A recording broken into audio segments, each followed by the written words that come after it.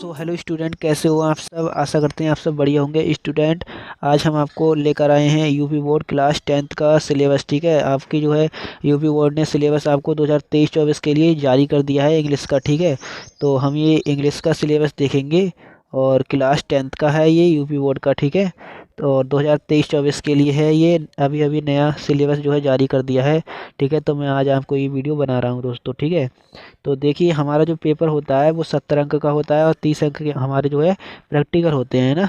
ठीक है, इसके बाद में देखिए यहाँ पे लिखा है रीडिंग। रीडिंग, ये आपका रीडिंग जो है 10 अंक का होता है। तो इसमें क्या होता है बच्चों, इसमें वन शॉट अनसीन पैसेज होता है, यानी कि एक पैसेज आता है और वो अनसीन होता है। ठीक है, यानी बिना पढ़ा हुआ होता है। ठीक है, तो उसमें आपको जो है क्वेश्चन छांट के लिखने होते हैं। तो उसमें बहुविकल्पी प्रश्न होते हैं, तो आपको 3 होते हैं, तो वो एक एक अंक के होते हैं, इसलिए आपको ये 3 अंक यहाँ से मिल जाते हैं। ठीक है, उसके बाद में वन अनसीन पैसेज होता है, 3 क्वेश्चन होते हैं जो कि तेलुगु टाइप के होते हैं ना, very short answer type question. ठीक है, तो उसमें जो है एक होता है 2 अंक का, तो टोटल आपको यहाँ से 6 अंक मिलेंगे। ठीक है, इसके बाद में वन वोकेबलरी बेस्ड क्वेश्चन होता है, वो आपका 1 अंक का होता है। ठीक है, यानी एक आपका शब्दावली पे आधारित क्वेश्चन होता है, वो आपका 1 अंक का होता है। ठीक है ना बच्चों।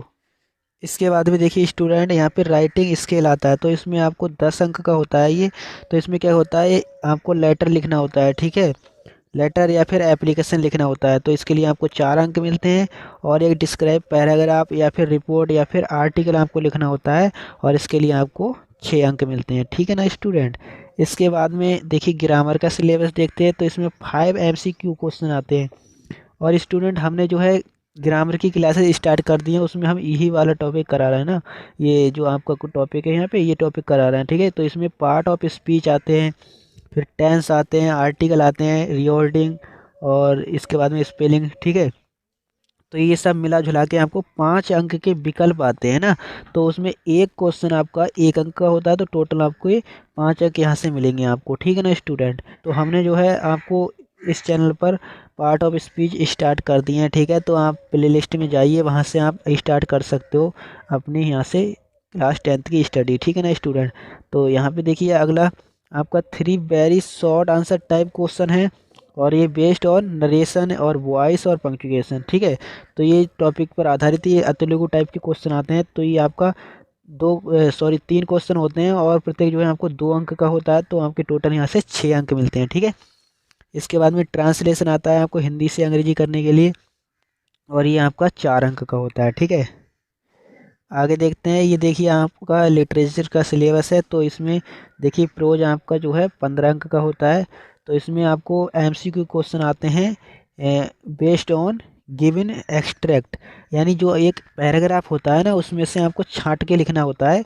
तो बहुविकल्पी प्रश्न होते हैं ये। ठीक है, टिक करना होता है छांट के। तो 2 होते हैं, तो प्रत्येक 1 अंक का होता है, इसलिए आपको यहाँ से 2 अंक मिलते हैं। इसके बाद में 3 MCQ क्वेश्चन आते हैं आपके लेसन बेस्ड पे। ठीक है, तो वो आपके जो 3 होते हैं, और प्रत्येक के लिए 1 अंक होता है, तो आपको टोटल यहाँ से 3 अंक मिलेंगे। इसके बाद में 2 short answer type question in about 30 से 40 शब्द के बीच में आपको लिखना होता है क्वेश्चन। ठीक है, क्वेश्चन का आंसर। तो ये 2 क्वेश्चन होते हैं, इसलिए आपको ये यहाँ से 3 यानी 6 अंक यहाँ से मिल जाते हैं। इसके बाद में 1 लॉन्ग आंसर, एक लॉन्ग आंसर होता है जो आपको 60 शब्द के बीच में लिखना होता है, इसके लिए आपको 4 अंक मिलेंगे। ठीक है ना स्टूडेंट। आगे देखिए, यहाँ पे देख सकते हो पोएट्री आपकी 8 अंक की आती है, तो इसमें आपके MCQ क्वेश्चन आते हैं 2, तो वो एक क्वेश्चन 1 अंक का होता है, तो टोटल आपको 2 अंक यहाँ से मिलते हैं। इसके बाद में 1 शॉर्ट आंसर टाइप क्वेश्चन होता है, बेस्ड ऑन पोएट्री लेसन पर आधारित होता है। ठीक है, उसके लिए आपको 3 अंक मिलते हैं। या फिर इसके अथवा में आप पोएम भी कर सकते हो 4 लाइन की, तो अगर पोएम लिख दोगे तो भी आपको 3 ही अंक मिलेंगे। ठीक है, इसके बाद में सेंट्रल आइडिया आता है, उसके लिए आपको 3 अंक मिलते हैं। ठीक है, इसके बाद में देखिए फुटप्रिंट विदाउट फिट, ये 12 मार्क्स का होता है। इसमें 5 आपको MCQ क्वेश्चन होते हैं, और प्रत्येक जो है 1 अंक का होता है, तो इसीलिए टोटल पाँचों आपके 5 अंक के प्रश्न हो जाएंगे। ठीक है, इसके बाद में 1 शॉर्ट आंसर टाइप क्वेश्चन होता है, एक शॉर्ट आंसर देना होता है, तो उसके लिए आपको जो है 3 अंक मिलते हैं। ठीक है, इसके बाद में एक लॉन्ग आंसर टाइप क्वेश्चन होता है, यानी एक लॉन्ग क्वेश्चन होता है, उसके लिए आपको 4 अंक मिलते हैं। ठीक है, आगे देखते हैं स्टूडेंट। यहाँ पे देखिए रोज के ये अब आपके चैप्टर आ गए। ठीक है, अभी तक हमने ये पैटर्न देखा, पेपर पैटर्न कितना कैसा है। ठीक है, वो देख लिया है हमने। अब हम यहाँ पे आपके सिलेबस में जितने चैप्टर हैं उसको देखते हैं। ठीक है, तो ये हमारे प्रोज के चैप्टर हैं, और आगे देखिए ये हमारे पोटरी के चैप्टर हैं स्टूडेंट, पोटरी के चैप्टर हैं। और इसके बाद में ये देखिए फुटप्रिंट विदाउट फिट यानी सप्लीमेंट्री जो रीडर होती है उसके चैप्टर हैं, ठीक है। इसके बाद में आपका ये 30 नंबर का सिलेबस है, ये आपका प्रैक्टिकल का, ठीक है। तो स्टूडेंट हमने आज आपका सिलेबस डिस्कस कर दिया है और हमने आपकी क्लासेस भी स्टार्ट कर दी हैं, ठीक है। तो आप क्लासेस रेगुलर लेने के लिए आप इस चैनल को सब्सक्राइब कर लीजिए और नोटिफिकेशन बेल को दबा लेना, ठीक है। ऑल पर सेलेक्ट कर लेना और आप चैनल पे जाना, तो चैनल पे जाने के बाद आप प्ले लिस्ट में जाना और क्लास 10th वाली प्ले लिस्ट में जाना, ठीक है। वहाँ से आप ग्रामर अच्छे से पढ़ सकते हो, ठीक है। तो हमने ग्रामर स्टार्ट कर दी है, बाद में हम रीडर भी स्टार्ट कर देंगे, ठीक है, कुछ दिन बाद, ठीक है। तो चलिए अब मिलते हैं नेक्स्ट वीडियो में, तब तक के लिए जय हिंद जय भारत।